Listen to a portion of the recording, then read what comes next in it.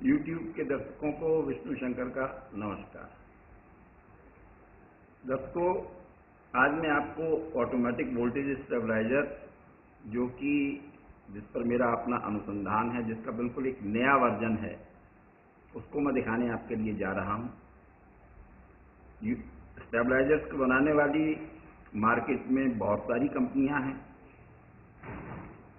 और जो उनके प्रचलित स्टेबलाइजर हैं उसमें सबसे ज़्यादा relay operated automatic voltage stabiliser वो मार्केट में बिकते हैं, जिनका इस्तेमाल एयर कंडीशनर व विभिन्न घरेलू उपकरण तथा घरों के लिए मेन लाइन कंट्रोल करने के लिए उनका इस्तेमाल होता है। मुख्य कंपनियों में माइक्रोटेक है, वी गार्ड है, एबीसी ट्रांसफार्मर है, कार्ल्टन इंटरनेशनल है, कैप्री पावर है, ईवीएस पावर है, जिंदल इलेक्ट्रॉनिक है, प्योर वोल्ट है, सर्वोमैक्स है, वर्टेक्स है और ब्लूबर्ड है। अकेले वी गार्ड की जो मार्केट में टर्नओवर थी वो 2017-18 में 24 मिलियन की थी। आज मैंने वी गार्ड का ही एक स्टेबलाइजर लिया है, जिसका मॉडल नंबर VEW400 है। आप ये देख सकते हैं इधर, ये VEW400 है। इसके अंदर जो भी सामान था, एक ट्रांसफार्मर रहता है, ट्रांसफार्मर के अलावा रिले होती हैं, ऑपरेटिंग रिले, और ये पीसीबी आदि होती हैं। तो ये सारी ट्रांसफार्मर को छोड़कर मैंने इसमें से सारा सामान इसका निकाल दिया है। कंपनी ने इस पर जो दे रखा है, इसकी कैपेसिटी 12 एम्पियर की है, वर्किंग रेंज 100 वोल्ट से 300 वोल्ट की दिखाई गई है, आउटपुट रेंज 200 से 250 वोल्ट दी गई है। एक कॉशन करके एक निर्देश भी दिया गया है कि यूज ओनली C और G class MCB in case of MCB tripping. मित्रों, इन बड़ी बड़ी कंपनियों के जो दावे होते हैं वो गलत होते हैं।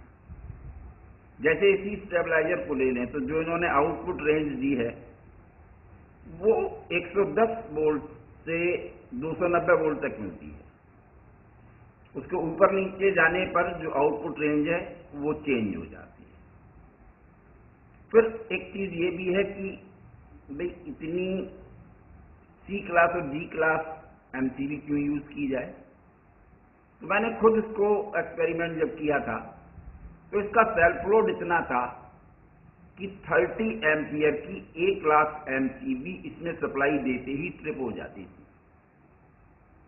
तो C क्लास MCB पर ये रुकता था। और इसका कारण क्या है, वो कारण आप समझ लीजिए। क्योंकि जितनी भी कंपनियां हैं भारत में, जो टेक्नोलॉजी, जो सर्किट वी गार्ड ने इस्तेमाल किया है वही दूसरी कंपनियां भी करती हैं। पीसीबी के डिजाइनिंग थोड़े बहुत डिफरेंट हो जाते हैं, लेकिन जो फंक्शन है, जो रिले जिस तरीके से ऑपरेट की जाती हैं, वो सिस्टम सभी का एक है। तो आप लोगों में जो लोग स्टेबलाइजर की मरम्मत करते हैं या जो लोग निर्माता हैं वो जानते हैं कि जो 100 वोल्ट की रेंज से 300 वोल्ट की रेंज के जो स्टेबलाइजर्स होते हैं, इनके जो ट्रांसफार्मर होते हैं, उनकी 5 टैपिंग होती है। जो सबसे पहली टैपिंग होती है वो न्यूट्रल की होती है। उसके बाद जो दूसरी टैपिंग होती है वो 137 वोल्ट की होती है। तीसरी टैपिंग 200 वोल्ट की होती है, फोर्थ टैपिंग 240 वोल्ट की होती है और लास्ट टैपिंग और फिफ्थ हम कहें वो 290 वोल्ट की होती है। तो इनके डिजाइनिंग में क्या चीज है कि जैसे ही हम स्टेबलाइजर को सप्लाई देते हैं और स्टेबलाइजर ऑन होता है तो जो इनपुट वोल्टेज होते हैं वो 137 वोल्ट वाली टेपिंग पर जाते हैं, जिसका परिणाम ये होता है कि अगर लो वोल्टेज ही है तब तो वो 90 वोल्ट अप करते हैं, लेकिन अगर लाइन वोल्टेज सही आ रहे हैं तो जो आउटपुट वोल्टेज होते हैं वो लगभग डबल हो जाते हैं, यानी उनकी रेंज 400 वोल्ट टू 500 वोल्ट हो जाती है। उसके बाद रिले अपनी पोजीशन देती हैं, वोल्टेज करेक्ट करती हैं, और उसके बाद इनका जो एक, ये सारी कंपनियां टाइम डिले यूज करती हैं। वो इसीलिए यूज करती हैं कि जब वोल्टेज करेक्ट हो जाए तब वो आउटपुट में आए। अब इसमें चेंज क्या किया गया है, वही चीज मैं आपको समझाने के लिए जा रहा हूं। इसमें मैंने बहुत वर्षों तक इस चीज पर वर्क किया, तब कहीं जाकर मैं सफल हो पाया। इसमें जब हम इसको सप्लाई देकर ऑन करते हैं तो इसकी जो इनपुट वोल्टेज है वो 290 वोल्ट की टेपिंग से स्टार्ट होती है, यानी लास्ट टेपिंग से। तो अगर 290 वोल्ट भी आ रहे हैं या 300 वोल्ट भी आ रहे हैं तो भी आउटपुट वोल्टेज उतने नहीं आएंगे, बल्कि करेक्ट होकर 250 अराउंड आएंगे। और अगर उससे ज्यादा आएंगे तो इसके अंदर प्रोटेक्शन मोड भी है। 260 वोल्ट आने पर ये स्टेबलाइजर को शट डाउन कर देगा। इसी तरीके से इसमें लो वोल्टेज का भी प्रोविजन है। लो वोल्टेज होने पर अगर 190 के अराउंड वोल्टेज आएंगे तो भी ये शट डाउन कर देगा। यहाँ इसमें देखिए ग्रीन एलईडी दी हुई है, तो आप देखेंगे कि ये एलईडी ऑफ हो जाएगी। ये एलईडी जब ग्लो करेगी, जब जलेगी, तो इसका मतलब ये कि आउटपुट वोल्टेज ऑन है। आपकी सुविधा के लिए मैंने यहाँ 2 डिस्प्ले मीटर और लगाए हैं। इस मीटर में इनपुट वोल्टेज है, ये डिजिटल मीटर है। ये मैंने इसलिए यूज किया है कि इसके अंदर पावर फैक्टर, लोड, सारा कैलकुलेशन है। ये आपको सब कुछ, सारे पैरामीटर दिखाएगा और ये आउटपुट वोल्टेज आपको देगा। हालांकि इसके अंदर भी इनपुट और आउटपुट वोल्टेज डिस्प्ले का है, लेकिन आपकी सुविधा के लिए कांस्टेंट आपको यहाँ मिलता रहे तो वो भी मैंने लगा दिए हैं। तो अब मैं आपको जो इसकी पीसीबी है, इसमें मैंने एक सिंगल पीसीबी यूज की है। जैसे ये पीसीबी है तो मैंने इसमें एक सिंगल पीसीबी यूज की है, उसी पर चारों रिले भी माउंट हैं। मेरा पूरा अपना डिजाइन किया हुआ सर्किट लगा हुआ है।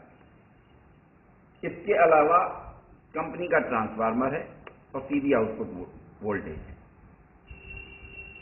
तो फंक्शनैलिटी, अब आप कहें कि मैं इसे खोलकर वो पीसीबी दिखाऊं तो कॉपीराइट सुरक्षा कारणों से वो तो मैं आपको नहीं दिखा सकता, लेकिन फंक्शनैलिटी के द्वारा मैं एक एक फंक्शन आपको दिखाऊंगा और समझाऊंगा।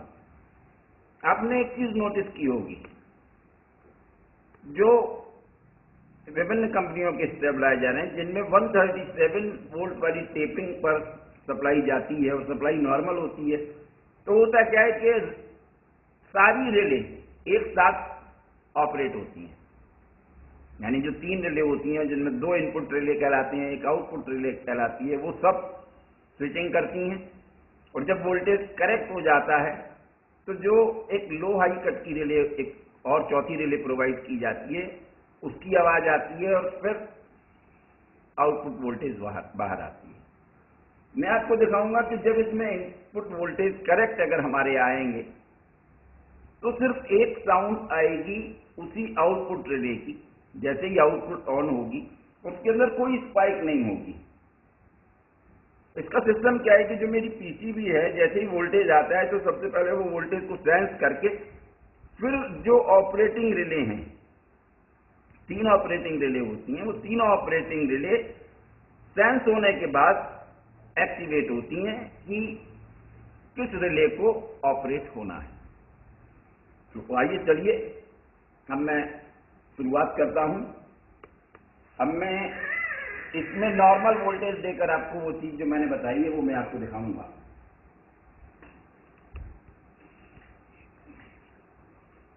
देखिए अभी तो ये 120 वोल्ट हैं, ये इनपुट वोल्टेज है और इस पर 210 to 15 वोल्ट के अराउंड आ रहे हैं। लेकिन अब मैं इसको नॉर्मल वोल्टेज पर कर देता हूं। अब देखिए ये नॉर्मल वोल्टेज है हमारे, 220 को नॉर्मल वोल्टेज कहा गया है। तो यहां मैं इसको सप्लाई बंद कर रहा हूं।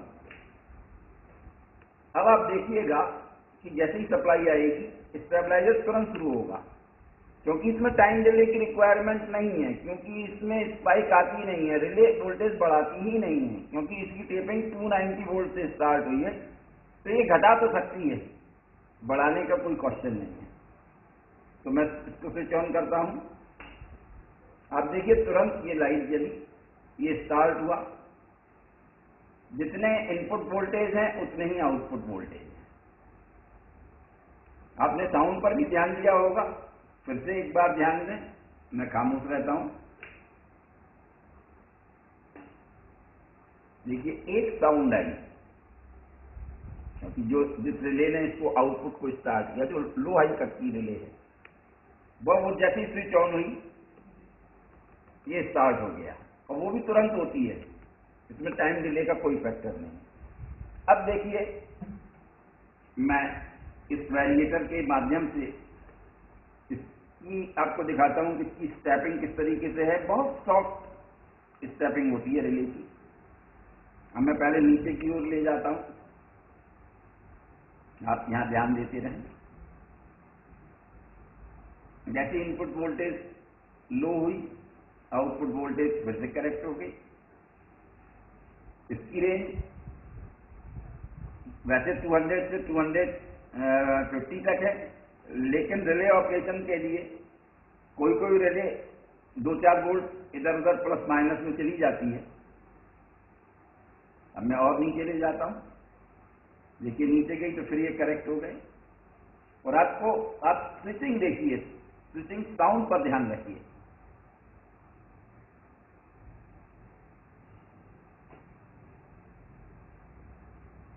वन 137 इनपुट है, आउटपुट 200 है। 127 आई तो फिर ये अप हो गया। अब इसका ये लास्ट पॉइंट है 110 वोल्ट। आप देखें 109 110 वोल्ट पर ये 200 के अराउंड आउटपुट रहती है। जो मैंने आपसे कहा था ना कि ये 100 का जो क्लेम करते हैं वो क्लेम गलत है। 109 वोल्ट है इस समय। आप देखें 199 या 200 वोल्ट आउटपुट में होंगे, 199 आ रहे हैं। अब जो हमारे अप्लायंसेज है उनकी सेफ्टी रहे। 190 के नीचे अप्लायंसेज जो हैं एसी वगैरह हैं, ये स्टेबलाइजर मेनली एसी के लिए बनाया गया है। इसकी कैपेसिटी 12 एम्पियर है, ये 1.5 टन के एसी के लिए है। तो वो अनसेफ हो जाते हैं, झटका लेने लगते हैं, रीस्टार्ट होने लगते हैं। तो इसमें मैंने जो प्रोविजन दिया है, जब सप्लाई जो है 100 वोल्ट के करीब जाएगी, वोल्टेज नीचे जाएंगी, तो ये शट डाउन ले जाएगा। आप देखिए इनपुट 104 है, ये शट डाउन में चला गया। और जैसे ही ये वोल्टेज अप होंगे, अब 109 में 198 आउटपुट आ गई, एसी चल सकता है, तो वहीं ये तुरंत स्टार्ट हो जाएगा। आप इसकी यहां भी देखिए कि कितने सॉफ्टली एक साउंड पर, कोई रिले आपको रिले की साउंड आपको नहीं मिल रही।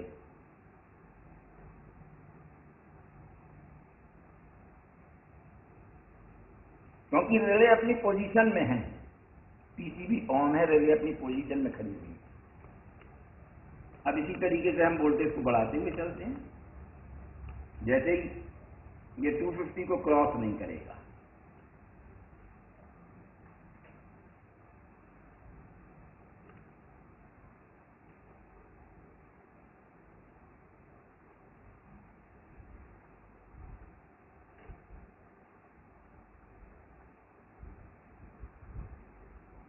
जब नॉर्मल वोल्टेज है तो जो इनपुट के वोल्टेज है वही आउटपुट के हैं। इसके अंदर जगह नहीं है, वरना मैंने अपने घर के लिए जो स्टेबलाइजर डिजाइन किया है उसमें मैंने एक डीपीजीटी रिले यूज करके स्टेबलाइजर को बाईपास किया है। बाईपास का मतलब यह है कि अगर वोल्टेज नॉर्मल है, with in the limit of 200 to 250 है, तो स्टेबलाइजर की सप्लाई ऑफ रहेगी ट्रांसफार्मर की। तो उससे क्या है, हमारी पावर सेविंग भी होती है, स्टेबलाइजर का सेल्फ लोड नहीं रहता,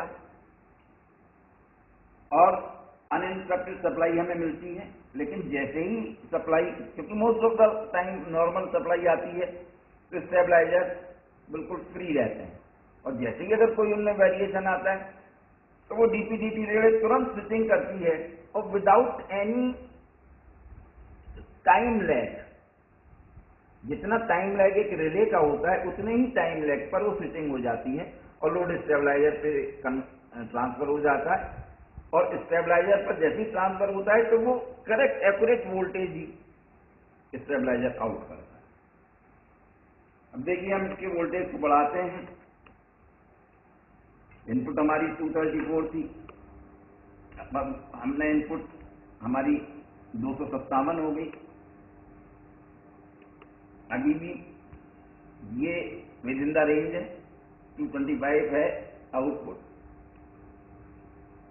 अब इसको आप हाई में भी देखिए,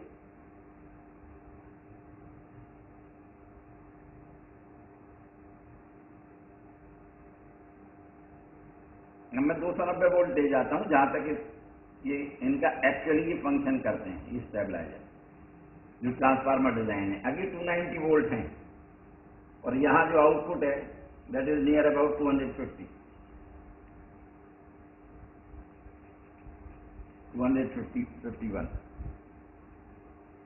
अब इसमें भी प्रोटेक्शन जरूरी है, क्योंकि कभी कभी ऐसा होता है स्पाइक भी आ जाती है, वोल्टेज भी बढ़ सकते हैं, ज्यादा भी हो सकते हैं। तो अगर वोल्टेज 300 वोल्ट को क्रॉस करेंगे और आउटपुट 260 को क्रॉस करेगी तो फिर ये शट डाउन ले जाएगा। आप देखिए 300 क्रॉस करते ही ये शट डाउन में चला गया। क्योंकि सबसे जरूरी है कि सेफ रहे। ये लाइट ये ऑफ है, और अब आप देखिए मैंने कुछ नहीं किया था, लेकिन जैसे 300 वोल्ट आए तो ये 298 हुए, ये स्विच ऑन हो गया और आउटपुट हमें 257 मिल रही होगी इस समय, मतलब 260 के बिलो है, जहां मतलब हमारे अप्लायंस सेफ है। हालांकि कहा तो यही किया है कि 250 हो, लेकिन क्योंकि थोड़ा तो हमें वो लैग रखना पड़ता है, अदरवाइज वो 250 पर ट्रिपिंग करेगा। 250 पर ट्रिपिंग हमारी रिले की दूसरी है। अब आप देखिए हम जैसे जैसे नीचे आते जाएंगे ये अपना वोल्टेज की रेंज जो है 200 to 250 मेंटेन रखेगा, और कितनी सॉफ्ट स्विचिंग हो रही है आप साउंड से आपको अंदाजा हो रहा होगा।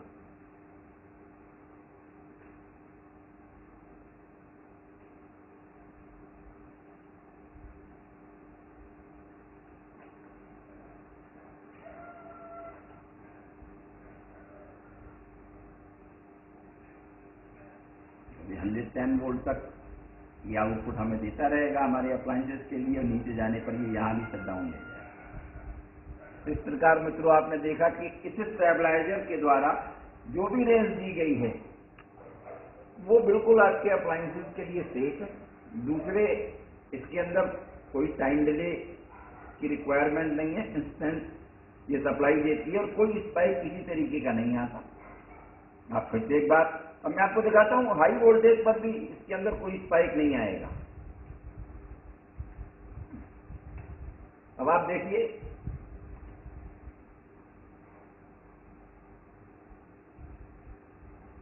सपोजेटली हमारी लाइन इन के वोल्टेज 290 है।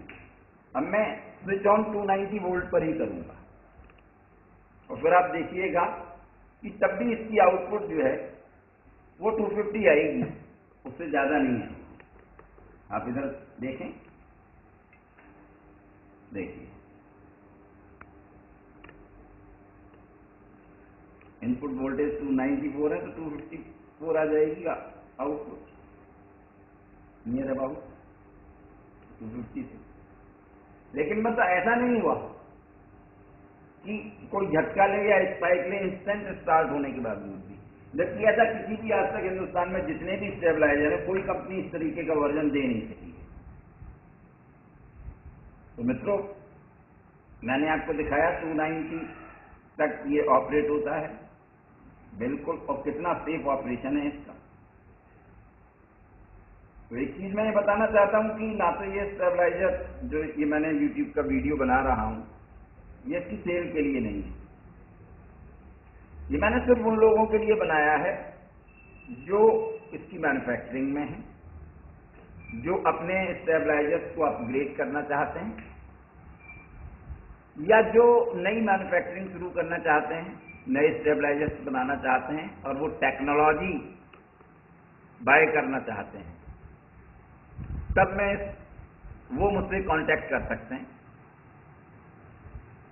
मेरा उद्देश्य सिर्फ लोगों को ये अवेयर करना है कि स्टेबलाइजर्स की दुनिया में जो रिले ऑपरेटेड ऑटोमेटिक स्टेबलाइजर्स हैं, उसके अंदर एक क्रांति आ चुकी है, एक रेनोवेशन, एक नया इनोवेशन हो चुका है, और उसका डेमो मैंने आपके सामने रखा। धन्यवाद, नमस्कार।